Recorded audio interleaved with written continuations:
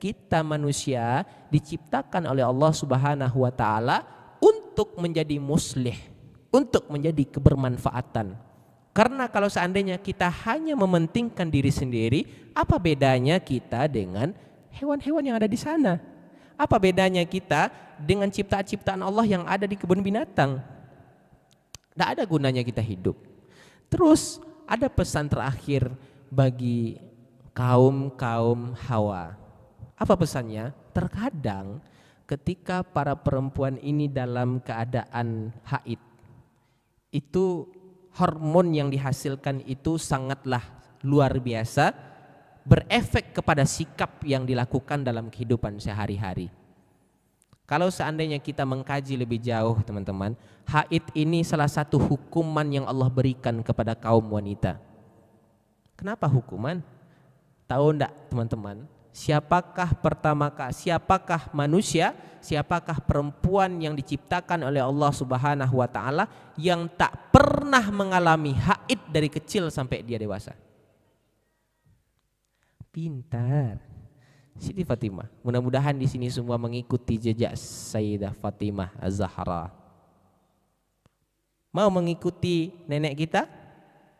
Mau mengikuti bagaimana kecerdasan, bagaimana kesolehaan daripada Sayyidah Fatimah Az-Zahra? Bagaimana sikapnya dalam kehidupan sehari-hari? Bagaimana kontribusinya dalam agama Islam? Bagaimana cara dia berbakti kepada Rasulullah? Bagaimana cara dia berbakti kepada suaminya? Bagaimana dia menjaga dirinya dengan baik? Ada kuis yang diberikan oleh Rasulullah ketika itu kepada para sahabat. Apa kuis yang diberikan? Wahai teman-teman semua, kata Rasulullah, wahai para sahabat semua, kalian tahu enggak siapa wanita yang terbaik? Lalu Abu Bakar menjawab, wanita yang terbaik adalah wanita yang paling banyak sedekahnya. Oh, salah, kata Rasulullah. Lalu ada juga yang menjawab, manusia yang paling banyak sholatnya. Salah. Ketika itu ada juga yang jawab, wanita yang paling banyak zakatnya. Salah juga. Akhirnya apa kata Rasulullah? Tidak penting itu. Kalian carilah dulu ke rumah, kalian cari dulu materinya. Ini kisi-kisinya kalian cari dulu. Ini PR. Akhirnya tidak lama kemudian ada Abu Bakar, ada Umar, ada Utsman, ada Ali ketika itu yang sudah menjadi menantu Rasulullah Shallallahu Alaihi Wasallam. Tidak lama kemudian pulanglah ke rumah para sahabat tadi. Ketika Ali bin Abi Thalib sampai di rumah, begitulah yang dilakukan oleh Ali ketika pertama kali sesampai di rumah melihat wajah istrinya begitu menyenangkan.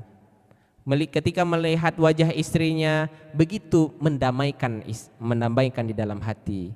Ketika sesampai di rumah, apa yang ditanya oleh Sayyidah Fatimah Az-Zahra? Ketika itu ditanya oleh Sayyidah Fatimah Az-Zahra, wahai Abi, wahai Kakanda, wahai suamiku yang sayang, yang sangat sayang sekali, apakah ilmu yang engkau dapat hari ini dari Rasulullah SAW?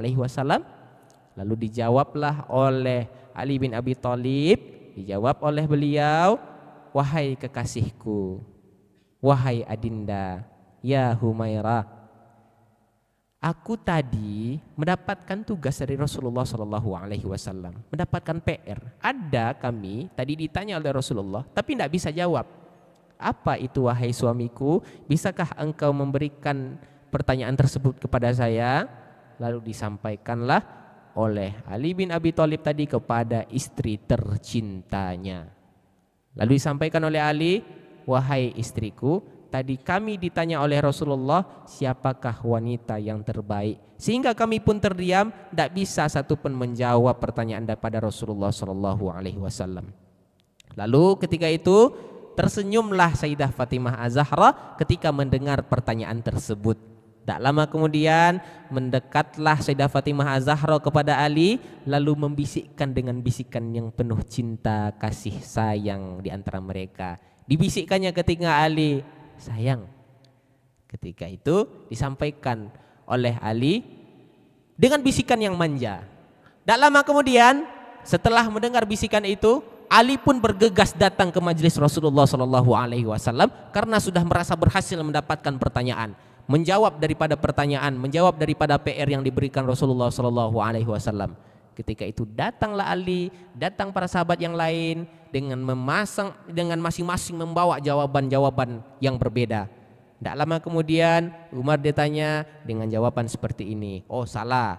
Utsman datang menjawab kepada Rasulullah dengan menjawab pertanyaan seperti ini. Oh salah. Dan akhirnya kemudian datanglah Ali dan ditanya oleh Rasulullah, wahai Ali, apakah engkau sudah ada jawabannya? Ya Rasulullah, pertanyaan yang kau tanyakan kemarin dengan izin Allah, alhamdulillah sudah saya dapatkan jawabannya. Apa itu?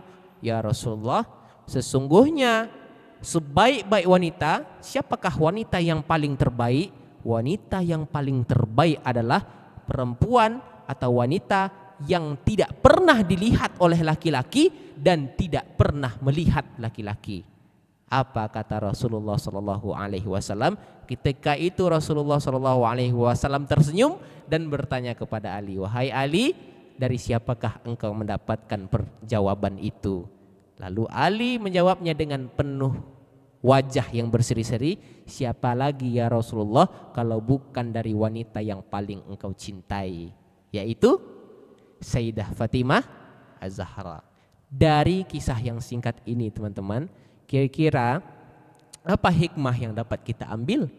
Sebaik-baik perempuan adalah perempuan yang tidak pernah melihat laki-laki dan tidak pernah dilihat oleh laki-laki. Apa maknanya? Apa maksudnya? Apakah perempuan ini harus bersembunyi di bawah pohon yang sangat besar?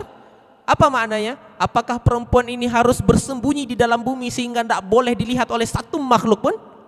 Bukan begitu konsepnya. Tetapi perempuan sebaik-baik perempuan adalah perempuan yang bisa menempatkan sesuatu pada tempatnya.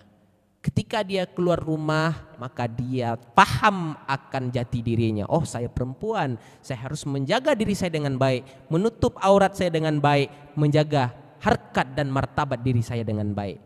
Ketika saya sudah punya suami, oh saya jaga kehormatan suami saya.